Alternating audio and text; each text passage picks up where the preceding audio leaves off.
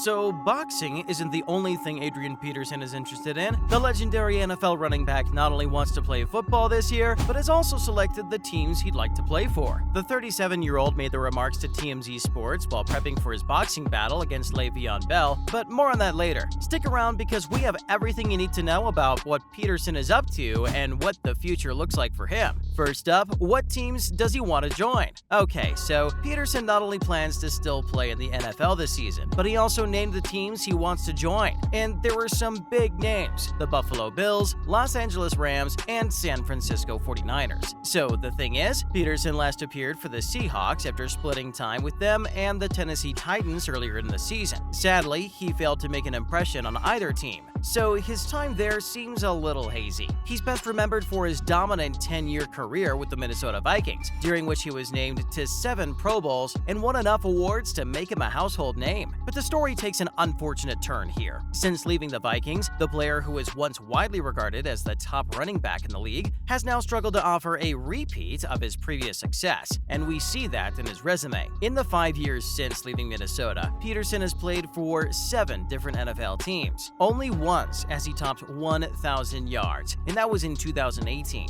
his debut season with the now Washington Commanders. So he wanted to focus his attention on the fight with Le'Veon Bell, but that didn't quite go to plan either. Coming up, let's look at how Bell TKO'd Adrian Peterson. In a clash of former NFL running backs, Peterson tasted quite a defeat. Le'Veon Bell defeated Adrian with a strong right hand in the 5th round of Saturday's fight at Bank of California Stadium in Los Angeles. In the 5th round of Saturday's fight at Bank of California Stadium in Los Angeles, against McBroom, a former college basketball player with 6.4 million Instagram followers, led the card, and Nick Young, the former NBA star known as Swaggy P, squared off against social media celebrity Minikin. The two biggest stars on the card, titled Social Gloves No More Talk, didn't really put up a great show if we're being honest. After 4 lethargic rounds in their 5-round exhibition, Bell caught Peterson flush on the chin with a straight right in the 5th. Peterson wobbled from side to side as he rose to his feet, causing the referee to call a stop to the fight. Next up, let's talk more about the fight. The 37-year-old knocked Bell down earlier in the fight, but the bout was mostly unremarkable until Bell's final strike in the 5th round. Bell has now put football firmly behind him and intends to now put all his efforts into boxing. Looks like someone's planning to make a career out of it.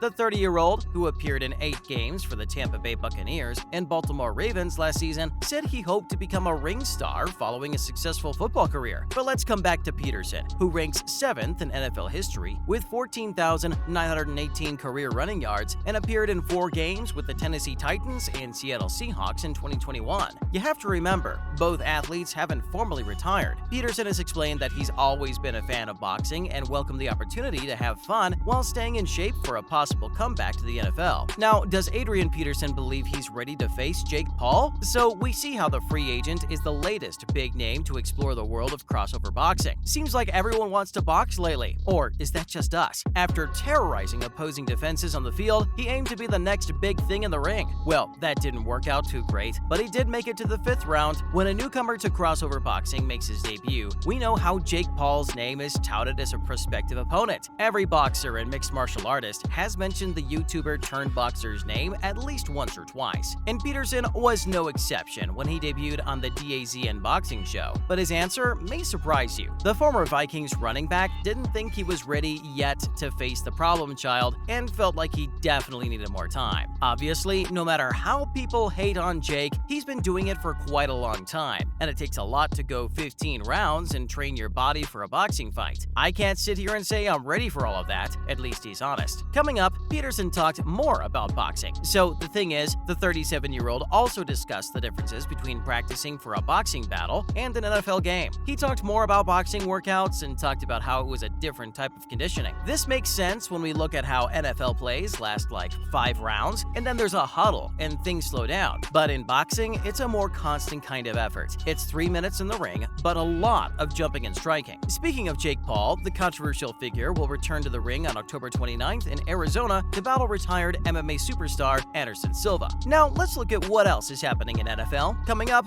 Dane Jackson gets hospitalized. Buffalo Bills cornerback Dane Jackson was released from the hospital after suffering an apparent injury during the Bills' 41-7 victory victory over the Tennessee Titans. We know that Jackson suffered a neck injury late in the first half of the Bills' home opener at Highmark Stadium. Jackson was lying on the ground with his head up as he tackled Titans' Treylon Burks when teammate Tremaine Edmonds barreled in head first and missed his intended target. The helmet of the 6-foot linebacker crashed into Jackson's, sharply jerking back his head. It looked painful as heck. Jackson was placed on a stretcher and an ambulance drove onto the field to transport him to the hospital, surrounded by his concerned teammates. The incident brought a stop to everything, really, and the crowd became all hushed. Looking at the screens, we saw how the cameras captured several supporters praying in the stands. The 25-year-old was transferred to Erie County Medical Center for a CT scan and X-ray. Thankfully, we've learned that he has complete movement, and the team has confirmed that he had no severe injuries to his neck or spinal cord. At the time, Buffalo led 17-7. The volume level climbed again in the second half as wide receiver Stephon Diggs scored his second touchdown of the game, collecting a 46-yard throw from quarterback Josh Allen. Allen also had another excellent performance to his credit. Even in mid-September, it doesn't seem silly to assume that he'll compete for the league MVP title, and he ended with 4 touchdowns and no interceptions for 317 yards passing. Up next, let's look more at how the game went. Here's the thing.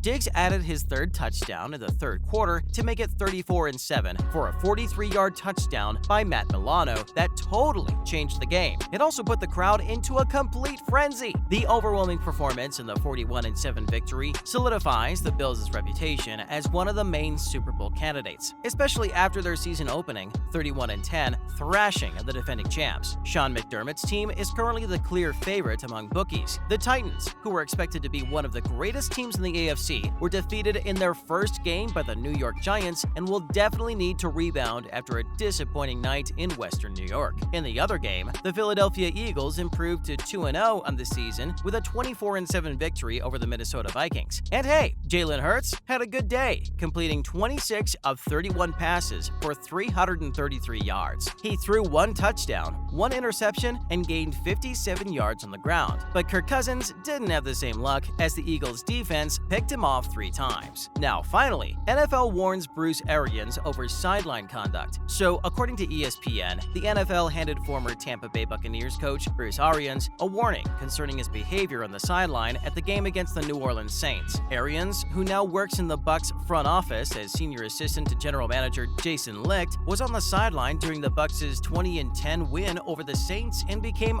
really angry when cornerback Marshon Lattimore wasn't called for pass interference on a pass intended for wide receiver Scotty Miller. This resulted in not only quarterback Tom Brady confronting officials, but also wide receiver Mike Evans being removed from the game. We saw how Evans was suspended from one game. Arians sat on the sideline bench for the rest of the game. He also stepped down as head coach of the Buccaneers in March, but he's still an employee of them, attending every practice and game so far this season. That's a wrap for this video. Do you think Adrian Peterson's going to come back to the NFL? And if so, what team? Let us know in the comments below. Make sure to give this video a thumbs up and subscribe to our channel for more videos like this. See you in the next one. Thanks for watching.